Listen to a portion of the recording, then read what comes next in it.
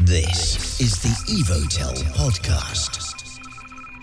Welcome to another Evotel podcast. I'm Jon Gericke. I'm joined here by Bradley Bekker. He's head of brand at Evotel. Bradley, thanks very much for popping in again. Yeah, thanks for having us, John. Nice conversation. You guys have just been rolling out in Krugersdorp recently. What's been happening? So Krugersdorp was also one of the first areas that we went live in 2019. So over the last few months and years, we've kind of just expanded that network into further parts of Krugersdorp. So it's been quite a journey. It was one of our first aerial networks, so it was a big learning experience for us. But yeah, it's one of our bigger networks. I think we've connected we've passed roughly around 12,600 odd homes. So quite a decent size network that we have built in Krugersdorp, and we are looking at always expanding wherever we build. So Krugersdorp was just one of those areas. Obviously, you've learned a lot since 2019 in these last couple of years. What was it like, if you can think back to those days when you started rolling out? It was, as you said, up on poles, so you're running it at, whereas your competition, should we say, were running it underground. So let's talk about that. How was that accepted, first of all, by Krugersdorpians? There's various ways of rolling out a network. There's different methods. We're not the only fiber provider that does, deploy aerial networks. In the past, aerial networks were, less disruptive to deploy. They were a lot quicker to get, up and running. But the initial pushback that you always get with any civils project, no matter whether it's a trench network or an aerial network, it is quite a disruptive, process. We did have, some pushback, but I think we worked extremely well with the community. We try to build relationships with the relevant people that, kind of looked after the community to ensure that, or to ensure them that, we had their best interests at heart. And we kind of just gave them all the reasons why we chose the aerial deployment method. There's various pros and cons to it, just as there is various pros and cons to a trenched, a conventional trench network. It's been up since 2019. We haven't had any issues. We've connected quite a lot of people to the network. So although there was, some pushback in the beginning, I think it was just change, and people just needed to kind of get used to that change. But now everyone is benefiting from it, and I think the times that we're in at the moment, I think people don't even realize that there's a pole outside of their house with a fiber cable being strung on it. The one thing you guys are very proud of is making the neighborhood look like it was before you started the installation. If I take a drive around Krugersdorp now, would I even notice that there was construction work and poles being put in a couple of years ago? No, yeah. So from a civils point of view, we don't really have to trench when we deploy an aerial network, which is obviously one of the benefits. And in most cases, we'll always try and plant these poles, if we deploy an aerial network, closer to trees, etc., so that it kind of blends in with the surroundings. We know that the biggest pushback that we get with an aerial network is the aesthetic side of things.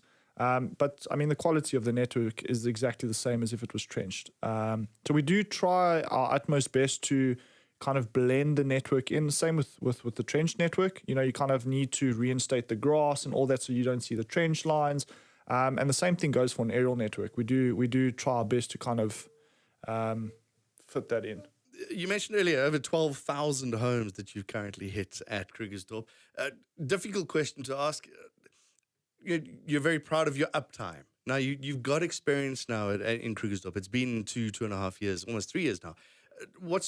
Do you know the percentages? Do you know how successful you've been? Again, we try and keep that standard across our network, irrespective of whether it's an aerial build or a trench build. Obviously, with an aerial build, being able to uphold that that uptime percentage is a lot easier, because we have 24-hour access to the network.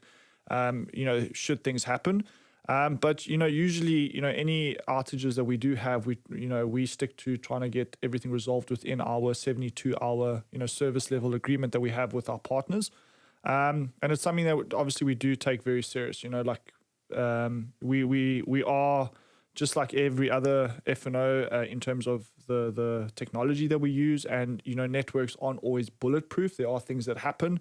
But the thing that we just pride ourselves the most on is when these things do happen, we react very quickly to them, because we know how important it is to constantly be connected, and especially now during these times. So I don't have the actual percentage, but our goal is to have a 99.96% uptime. There's certain factors that aren't always in our control. Municipal damages, someone possibly crashes into a pole, Tree falling down. There's various things that do happen that we don't always have control over. But one thing that we can guarantee is we will attend to it with the dash of speed. I'm a West Rand boy, so I know a lot of Krugersdorp schools. Tell us about the initiative and how their lives have changed in 2 years. Because 2019, it was all hunky-dory. Yeah. 2020 happened, so I'm imagining they've loved the fact that they've got Evotel fiber in their schools. No, definitely. I mean, obviously, with any network that we deploy, our CSI initiatives are probably some of the most important initiatives that we have at the business, and the schools one is right down our alley. We have the opportunity to be able to provide in various ways, and like you said, the reliance on good connectivity nowadays, is so much more important than it was in 2019. A lot of the schools are adapting and have, been adapting over the last 2 years. And us being able to provide that connectivity and make it easier for them and give them less stress, not having to worry about that connectivity side of things and rather focusing on the things that, really are crucial, is important to us. We've connected roughly around 7 schools in Krugersdorp since 2019. And again, we always encourage schools that we have, potentially missed to reach out to us, because, the more schools we can connect, the better.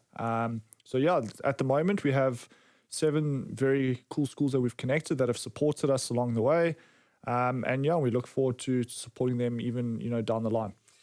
If you've watched our town halls, Bradley's always rah-rahing about bringing in other service providers. You're creating an opportunity for small local service providers to get involved. Now that, again, 2 years or 2.5 years that you spent at Krugersdorp, have you empowered some small little service providers, ISPs that are making money? No. So in Krugersdorp, there hasn't really been a specific wireless provider that we've onboarded. But again, we never shy away from onboarding local businesses that want to be able to provide a service to their community members that they're in. But, obviously a lot of the ISPs that we have are national ISPs, and Krugersdorp falls within, Johannesburg region. So, it was just your usual ISPs that have been around for quite some time. But, the smaller ISPs that we've, and WISPs that we've onboarded in, your other areas are now able to offer a service in Krugersdorp and all these other areas. So, yeah, although we haven't necessarily empowered, smaller ISPs in these areas, we've opened doors to other ISPs in other areas that, would have never been able to sell their packages in that specific area. So again, if there is any wireless providers that would like to join our network and obviously that meet the criteria, we'll gladly have that conversation and gladly see how we can assist in getting them onboarded. Okay, so you guys being in Rustenburg and Uppington, there are opportunities now for those service providers and people in those areas to hit Krugersdorp. No, definitely. So yeah, we are a national F&O, and all the ISPs that on board with us have the opportunity to sell across our entire network. So it could be a small little ISP in Uppington that is growing their base in Krugersdorp. It's completely up to them. Tell us the story about MPC Projects, one of the companies you got to build and install. So MPZ is actually a contractor before my time at Evotel, but over the last few years I've got to know them quite well. And when I look at their growth, just across our network and the size of the teams that they've built, it speaks really into our main goal, which is uplifting and empowering communities from a local labor point of view. And I think MPZ really does that well. They started off as a subcontractor in Krugersdorp and just had that appetite to want to grow their business and scale their business and ultimately be part of this growth of connectivity within South Africa, which is a pretty cool thing to be a part of. So, MPZ is an amazing contractor. They do a lot of work for us, even in other regions. And they were, quite a driving force in the rollout of the fiber network in Krugersdorp. But they're also the team that maintains the network and also does the installations into homes. So we've built quite a strong long-term relationship with them, and we've got these relationships with other contractors as well, which is pretty cool. you started in one little place in Krugersdorp. I imagine it's a bit like a flower as it expands across. Is Krugersdorp done now, or is there still scope to expand? There's always scope. It's just all based on whether we can expand the network. There's obviously a lot that goes into building a network, from a funding point of view, from a way leave point of view, capacity. We've got a lot of projects on the go. But, we started off in Krugersdorp in Rantendal, if I remember correctly, was our first area that we built, in Krugersdorp, and it expanded from there. And then last year, we added another 4 or 5 suburbs, to our Krugersdorp build. I think it's an ongoing process. Again, our motto is fiber for everyone. So if we get the opportunity to expand our network in any way, in any area, we'll gladly take on the challenge and our goal is to connect as many people as we can. Didn't pick an easy neighborhood, Rantendal. That's rocky and lots of hills and lots of dales. Why not go somewhere easier? Not that we're going to go where the mountains is. No, yeah, and again, I think that's also the reason for an aerial network. Right. In areas like that, there's a lot of things that people don't always see behind closed doors in terms of preparation for a network build that size. And, having environments like that where the ground is hard and rocky, and I know we have an area in the Northern Cape where we're having that exact same issue, it delays the build substantially. And then instead of people, only seeing contractors for 3 months, they're seeing contractors for 6 months, which, brings its own risks and things. So, that was also one of the reasons why we deployed an aerial network there was, you don't have to open trenches across all the sidewalks, which would have been quite a tough job for Mpeasy. And we chose the aerial route just specifically for that reason. But yeah, was a tough area, but Krugersdorp is one of our best performing areas, which is amazing to see. The adoption of connectivity, was there from the beginning. Although there was pushback, I think people realized that there was definitely a need for it. Running out of time, Bradley.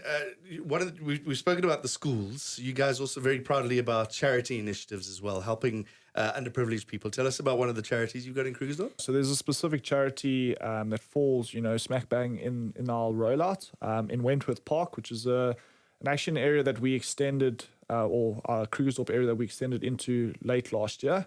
It's called Wings of Inspiration. They've got various different entities under the umbrella. This one is specifically a women's and children's shelter that women that have been abused and kids that have been abused.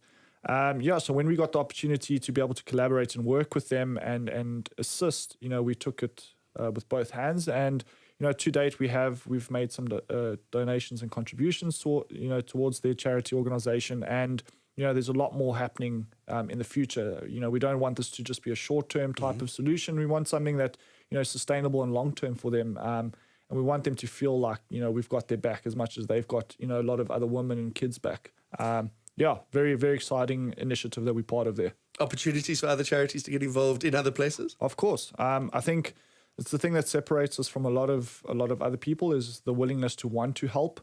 And we're in a position to be able to do so. So if there are any charities, schools, possibly even households that need assistance, we're always open to having conversations with people and seeing how we can add more value, not just from a connectivity point of view.